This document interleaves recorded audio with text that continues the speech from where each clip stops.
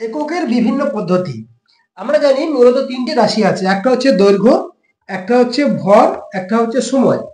তো যে পদ্ধতিতে দৈর্ঘ্যের একক হচ্ছে সেন্টিমিটার, ভরের একক হচ্ছে গ্রাম, আর সময়ের একক হচ্ছে সেকেন্ড, সেই পদ্ধতিকে বলা হয় সিজিএস পদ্ধতি।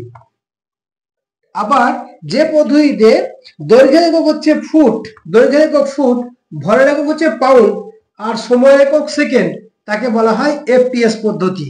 আর যে পদ্ধতিতে দৈর্ঘ্যের একক মিটার, ভরের একক কিলোগ্রাম, আর সময়ের একক সেকেন্ড, তাকে বলা হয় এমকেএস পদ্ধতি।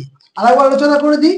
যে পদ্ধতিতে দৈর্ঘ্যের একক হচ্ছে সেন্টিমিটার সি, ভরের একক হচ্ছে গ্রাম বা জি ধরলাম, আর সময়ের একক সেকেন্ড, তাকে আমরা বলছি সিজিএস পদ্ধতি। যে পদ্ধতিতে দৈর্ঘ্যের একক হচ্ছে ফুট, ভরের একক হচ্ছে পাউন্ড, আর সময়ের একক হচ্ছে সেকেন্ড, তাকে আমরা বলছি এফপিএস পদ্ধতি। আর যে পদ্ধতিতে দৈর্ঘ্যের একক হচ্ছে মিটার, ভরের একক হচ্ছে কিলোগ্রাম, আর সময়ের একক হচ্ছে সেকেন্ড, তাকে আমরা বলছি এমকেএস পদ্ধতি। এই তিনটি পদ্ধতি হচ্ছে সবসময় প্রচলিত, কিন্তু বর্তমানে এই পদ্ধতিটা প্রচলন নেই। আর এমকেএস পদ্ধতিতে যে আমরা তিনটি রাশি ছিল দৈর্ঘ্য, ভর আর সময়, এর সঙ্গে আরো কয়েকটি রাশি যোগ হয়েছে। তড়িৎ প্রবাহ মাত্রা, যার একক হচ্ছে অ্যাম্পিয়ার, তাপমাত্রা, যার একক হচ্ছে কেলভিন, দীপন প্রাবল্য, যার একক হচ্ছে ক্যান্ডেলা, পদার্থের পরিমাণ, যার একক হচ্ছে মোল। এইগুলো সমস্ত রাশির এককগুলোকে এক কথায় মানে একসঙ্গে বলা হয় এসআই ইউনিট বা এসআই একক।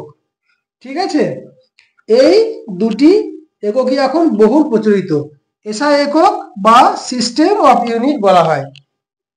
ঠিক আছে, তাহলে বর্তমানে এককের পদ্ধতি যে দুটো, একটা সিজিএস পদ্ধতি, একটা এসআই পদ্ধতি। সিজিএস পদ্ধতিতে দৈর্ঘ্যের একক হচ্ছে সেন্টিমিটার, ভরের একক হচ্ছে গ্রাম, সময়ের একক হচ্ছে সেকেন্ড। আর এসআই পদ্ধতিতে দৈর্ঘ্য, ভর, সময় ছাড়া আরো কয়েকটি রাশির একককে এর সাথে সংযোজিত করা হয়েছে, যেমন তড়িৎ প্রবাহ মাত্রা, যার একক অ্যাম্পিয়ার, তাপমাত্রা, যার একক কেলভিন, দীপন প্রাবল্য, যার একক ক্যান্ডেলা, আর পদার্থের পরিমাণ, যার একক হচ্ছে মোল। এটাই হচ্ছে এককের বিভিন্ন পদ্ধতির মধ্যে দু রকম পদ্ধতি পেলাম, একটা সিজিএস পদ্ধতি, একটা এসআই পদ্ধতি। Thank you.